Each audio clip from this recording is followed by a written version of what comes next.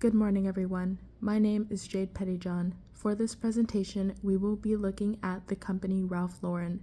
We will start with the general profile and financial information before moving on to other types of analytics related to its position within its industry, and finish with recommendations to optimize the growth of the company. Ralph Lauren was originally founded in 1968 by Ralph Lifshitz, and he started Polo Fashions in order to make tailored menswear. Ralph Lauren went from a salesman to a tie designer, and eventually the company gave him his own style division, which he named Polo because of the sports refined image. The next year, in 1968, Lauren started Polo Fashions to make tailored menswear. It is said that his father Frank, an immigrant Russian house painter and muralist, informally changed the family's name to Lauren and inspired his son to recreate himself in the image of an upper-class person. Ralph Lauren's mission is to broaden the lifestyle of their products and collections. Their vision is to inspire the dream of a better life through a timeless style, and their values putting the consumer at the center while elevating and energizing the brand. Ralph Lauren Corporation is a global leader in the design, marketing, and distribution of premium lifestyle products. The company sells directly to customers worldwide through its 500 retail stores and 685 concession-based shop-within-shops, as well as through its own digital commerce sites. The company has over 23,000 total employees. The company has $6.44 billion in sales as well. According to the geographic segments, the majority of the revenue comes from North America, 46.9%. Europe follows with 28.5%, then Asia with 22.1%, and lastly, other non-reportable segments, 2.4%.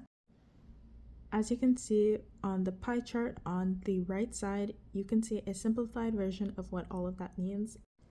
The pie chart to the left shows the business segment's revenue.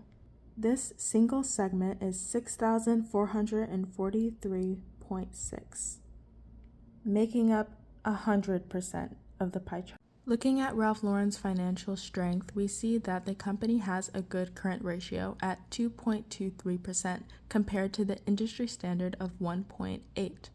However, its debt-to-equity ratio, the industry has 1.25, while Ralph Lauren has just 1.19.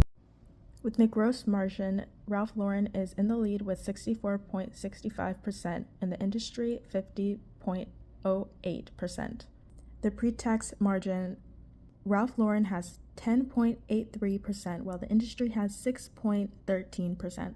With the accounts receivable turnover, we see that the company is outperforming the industry with 15.95% and the industry 7.73%. As far as the inventory turnover is concerned, the industry is in the lead with 2.17 and the company 1.98. At the end of 2023, we see a total revenue of $1.9 billion, a net income of $276 million, and a cash from operating activities $605 million. Net income and cash from operating activities, we see a negative impact, but total revenue, we see a slight positive change. Moving on to the pestle, a potential complication could be that Ralph Lauren operates across various different countries. There can be issues with trade policies and tariffs, especially between the headquarters in the United States.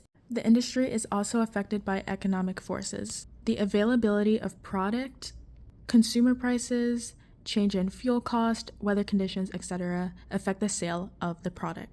The industry is also affected by social issues. Ralph Lauren should focus on making products that suit their taste as well as providing value to the newer generation.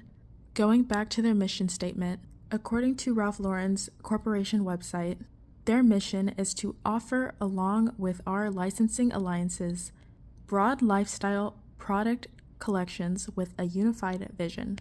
Ralph Lauren is also affected by technological impacts. The company has online stores for most of their products, but I think it's important to mention that advances in sustainability and high-performance materials can offer new product opportunities and appeal to eco-conscious consumers as well. Legally speaking, potential legal actions from consumers, whether due to product issues or marketing practices. Lastly, Ralph Lauren is impacted by environmental impacts. Ralph Lauren is committed to designing more sustainable products and experiences through reasonable sourcing.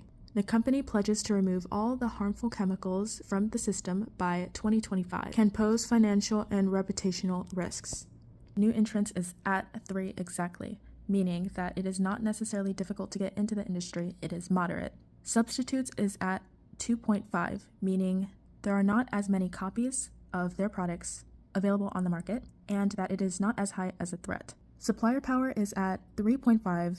This is more of a threat because it means that the supplies Ralph Lauren uses for their products, other companies could use the same materials or hire similar suppliers. Moving on to the 5 forces, we see new entrants is at 3 exactly, meaning that it is not necessarily difficult to get into the industry, it is moderate. Substitutes is at 2.5, meaning there are not as many copies of their products available on the market, and that it is not as high as a threat. Supplier power is at 3.5. This is more of a threat because it means that the supplies Ralph Lauren uses for their products, other companies could use the same materials or hire similar suppliers. Buyer power is at 3, which is moderate as well. Consumers bounce around different brands to their liking, meaning they do not necessarily stay loyal to just one, meaning that this could be higher of a threat. Moving on to the SWOT, Ralph Lauren's strengths include liquidity position, multiple channels of distribution and selling, and territorial presence. The weaknesses include the decline in cash reserves and operational performance. Lauren's opportunities include global apparel retail market, global online retail market, and partnerships. The threats are dependence on wholesale customer, foreign exchange risks, and intense competition. A short-term strategy I listed is balancing the buyer to supplier balance. Both were listed on the 5 forces as 3s, which are moderately high. I believe that the supplier and consumer loyalty to the brand is helpful in solidifying its status in the industry. The first long-term strategy I listed is to work on making the company branding more marketable to the new generation while also maintaining the brand's expectations. The brand does well as far as consistency is concerned. However, I believe that it is also possible to include the newer generation into their marketing strategies, can help with the brand's relevancy moving forward. The second long-term strategy I listed is to work on making for foreign exchange risks not as much of a threat. As mentioned earlier in the video, changes in trade policies and tariffs are an issue, and in the long run can help this brand's political side. I hope my presentation offered new insights and helpful recommendations to the brand. Thank you for watching.